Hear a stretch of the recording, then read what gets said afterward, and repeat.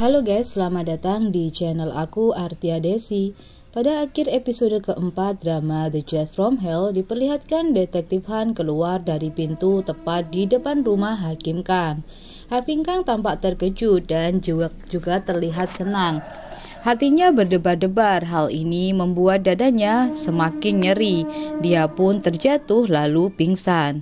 Sebelum kita lanjut ke episode berikutnya, untuk kalian semuanya yang baru menemukan channel aku, jangan lupa dukungannya agar aku semangat menyajikan drama-drama terbaru.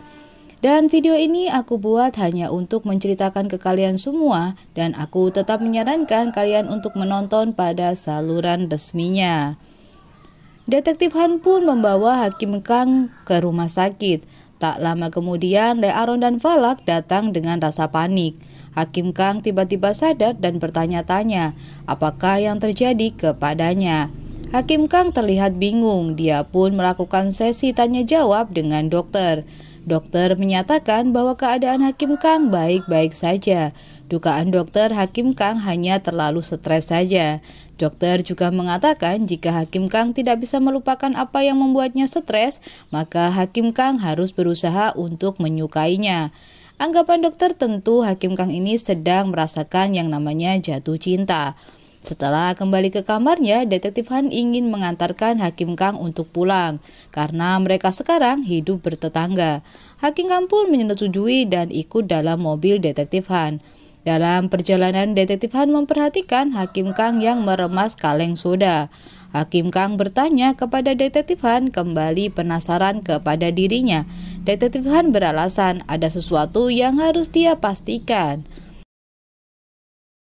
Di depan villa ada dua orang yang membantu Nenek Om, karena Nenek Om sedang membawa gerobak yang nampaknya berat.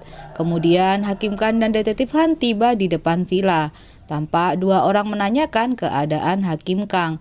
Namun berbeda dengan Nenek Om, di mana dia menunjukkan wajah yang sinis.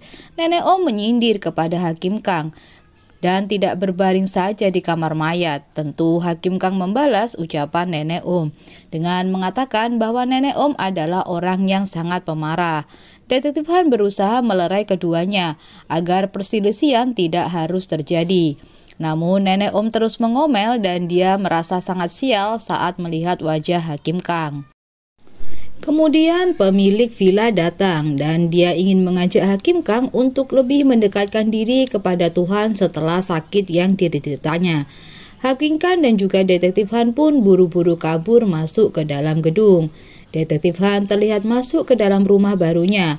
Nampak barang-barangnya belum ditata. Detektif Han teringat dengan kaleng soda yang dia temukan di lokasi kematian Bai Jayong, karena hal ini mengingatkan dengan kebiasaan Hakim Kang. Sementara itu, Hakim Kang terlihat bingung tentang apa yang terjadi kepadanya. Tiba-tiba Falak datang dan meminta Justisia untuk memberitahukan identitas aslinya kepada detektif Han.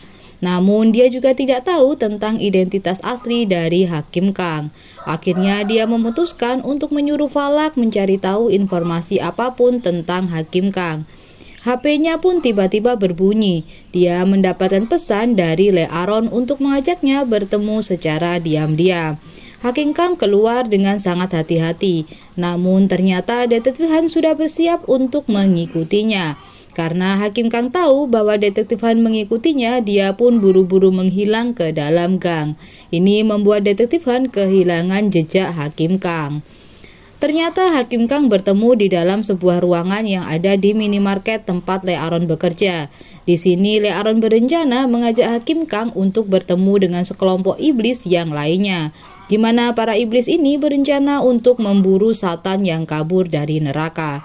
Karena Satan ini berhasil mengambil Kilum, Hakim Kang pun bertanya apa keuntungan yang akan dia dapat. Ternyata jika mereka bisa menangkap Satan dan juga Kilum serta memberikannya kepada Bael, maka penderitaan mereka pun akan berakhir. Di tempat lain, Falak mencoba mencari informasi tentang Hakim Kang. Di sekolahannya terlebih dahulu, dia berpura-pura sebagai wartawan yang mencari tahu prestasi Hakim Kang.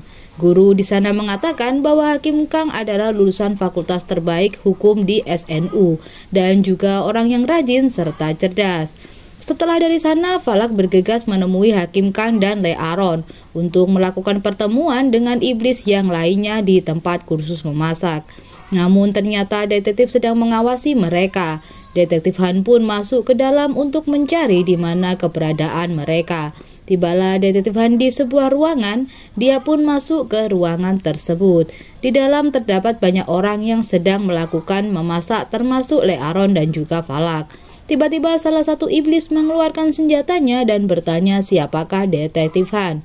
Kemudian Hakim Kang pun menghentikannya, dia mengatakan bahwa detektif Han ini adalah sopirnya yang bernama Pupi.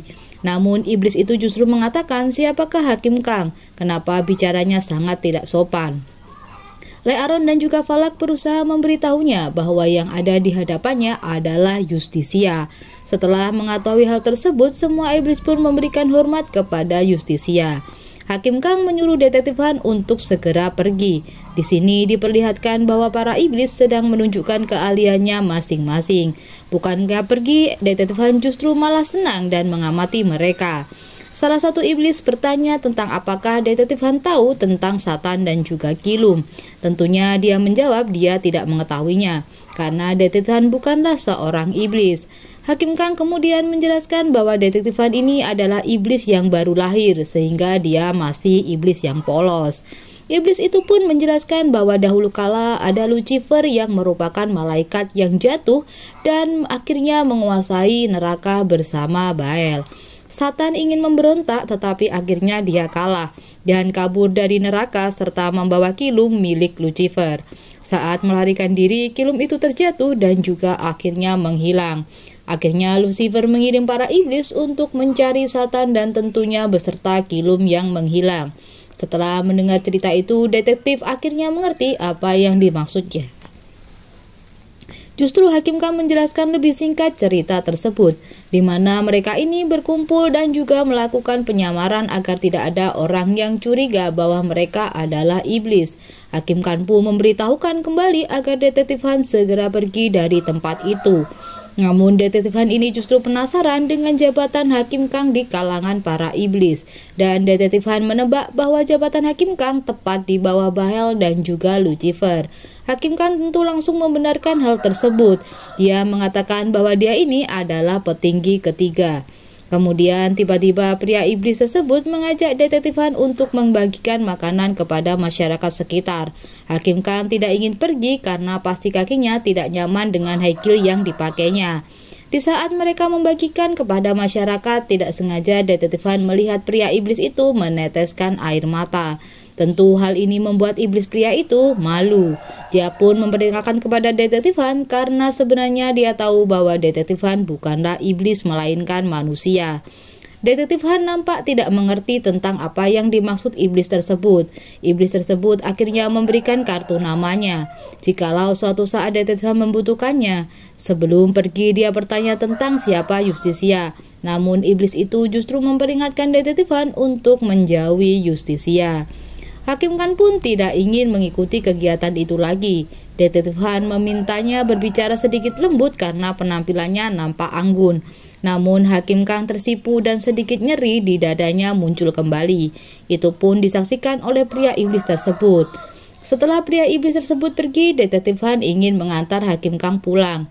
Tapi Hakim Kang menolak walaupun faktanya dia kesulitan berjalan karena rasa nyerinya ditambah sepatunya yang sulit untuk menuruni tangga. Di sini Falak terlihat sedang mendatangi gereja. Dia pun sudah mempersiapkan kacamata pelindung dan juga sarung tangan untuk memegang Alkitab. Di saat dia akan membuka Alkitab, ternyata tangannya masih terasa kepanasan.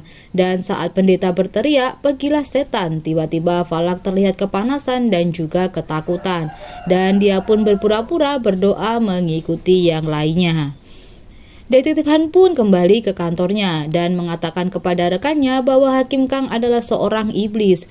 Namun detektif ketua memintanya untuk membawakan bukti bahwa Hakim Kang adalah seorang iblis yang membunuh manusia. Karena hasil pemeriksaan sidik jari pada kaleng tersebut hanya ditemukan milik detektif dan juga orang lain. Tiba-tiba tim keamanan menerima telepon bahwa sudah terjadi pembunuhan. Saat mereka tiba di sana, ternyata sudah terdapat 3 orang yang tergeletak bersimpah darah. 3 orang tersebut dinyatakan telah meninggal. 1 orang pria nampak menangis menceritakan kejadiannya. Namun fakta mengejutkan, dia mengakui bahwa dialah yang membunuh mereka. Detektif Han dan detektif ketua tiba di lokasi. Mereka pun masuk ke dalam rumah tersebut dan ketika melihat ruangan rumah dipenuhi dengan foto keluarga, membuat detektif Han teringat kejadian menakutkan pada masa kecilnya, di mana di saat itu keluarganya dibunuh oleh seorang pria. Tentu hal ini membuat detektif tidak dapat menyembunyikan kegelisahannya. Dia pun terburu-buru untuk keluar dari ruangan. Detektif ketua meminta agar detektif Han tidak menangani kasus ini, tetapi dia ingin menyelesaikan kasus ini. Pria pada kejadian tersebut terus menangis. Dia mengatakan dia tidak membunuh keluarganya. Tentu ini membuat para detektif kebingungan dengan pernyataannya. Detektif Han pun menginterogasi pria tersebut. Dia mengaku mempunyai nama bernama Sung Bing. Namun beberapa saat dia menunjukkan kepribadian yang lainnya dan menganggap bahwa dirinya adalah anak kecil yang bernama Kim Soo-yo. Tak lama kemudian karakternya berubah lagi menjadi Ko Do-eun yang mengaku sebagai teman Sung Bing. Terlihat pria ini memiliki kepribadian ganda. Ko Do-eun mengaku sengaja membunuh istrinya Sung Bing karena telah meremehkan Sung Bing yang tidak bekerja.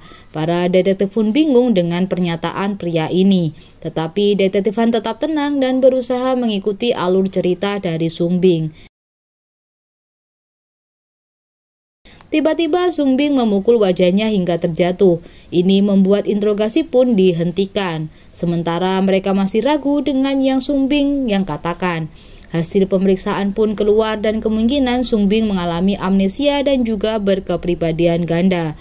Mereka melakukan interogasi kembali kepada Sung Bing, tetapi saat detektif Han bertanya kembali, dia sengaja membalik nama Ko Do-eun dan juga Kim Soo-yo.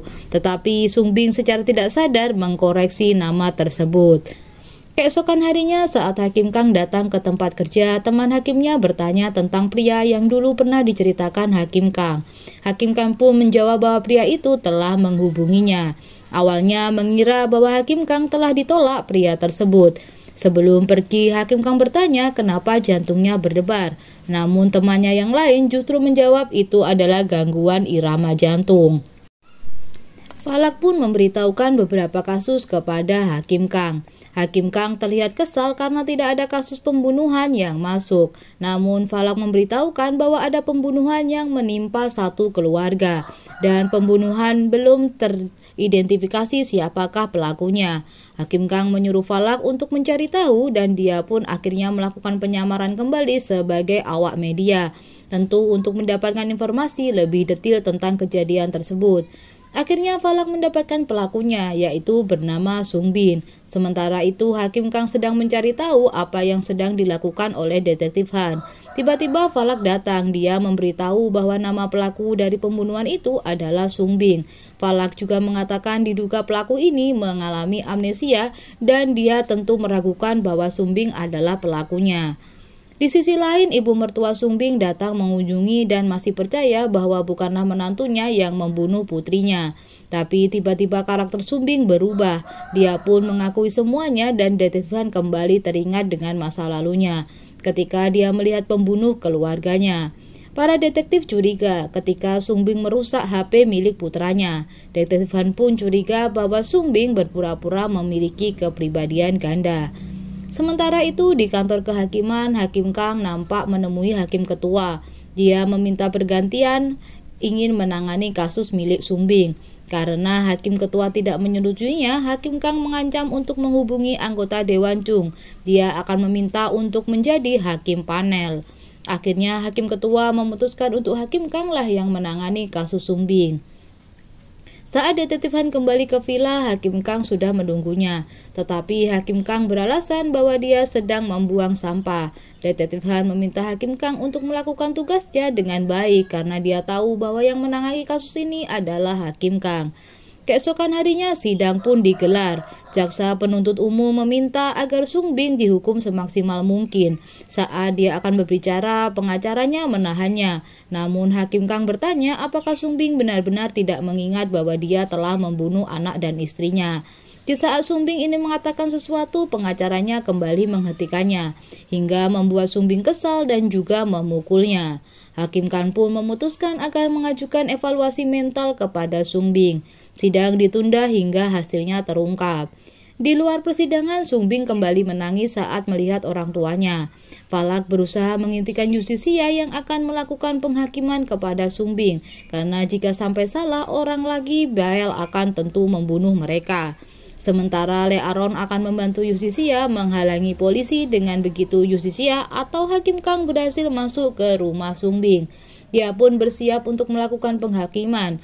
Saat Hakim Kang menunjukkan pedangnya, tiba-tiba seseorang memegang kakinya. Dan ternyata Detektif Han sudah bersembunyi di bawah ranjang tempat Sungbing berada. Dan episode ini pun berakhir.